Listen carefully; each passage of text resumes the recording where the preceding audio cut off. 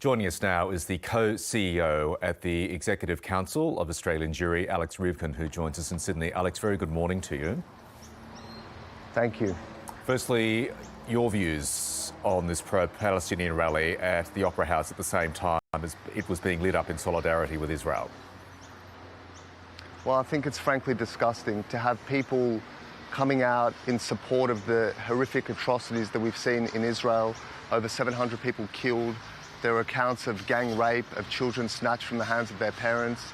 And people in our own country think that's a cause to rally and celebrate and cheer. And then we saw the scenes of violence, of burning of flags, of chanting explicitly about Jews, not just about Israel. It's really terrifying to know that we have people who hold these sentiments here in our homeland. And the New South Wales Police urged members of your community, the Jewish community, to stay away from the Opera House. How do you respond to that? Well, I think the police were doing what they thought was necessary to protect Australian citizens, so I bear no grievances towards them. But I think it's a lamentable state of affairs when you have members of the Jewish community in this city unable to go to our CBD, unable to gather and rally to observe an act of solidarity such as this. The fact that the mobs, those who preach violence and intimidation and harassment and racism, have dominated the streets in such a way, I think is a shocking state of affairs. Alex, what is the feeling within the Jewish community in Australia at the moment? The feeling is one of absolute trauma and shock and grief and concern for the missing, for the dead, for the potentially hundreds that have been abducted, hauled into Gaza.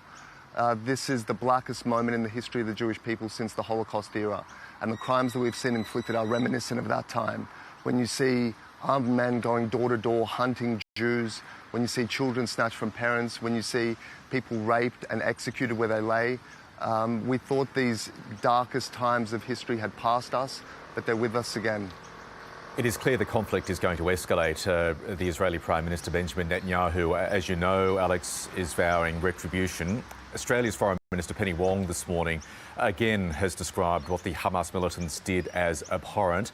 But when it comes to speaking about Israel, she urged restraint to protect civilians. Is that a fair enough call? No, it's not. I mean, this isn't a time for restraint. When you have mass atrocities committed on such a scale, when the Palestinian resistance movement, as it's so called, has revealed its true colours and it's shown what it's for and what it's about and what Hamas truly is for those who were disbelieving of it.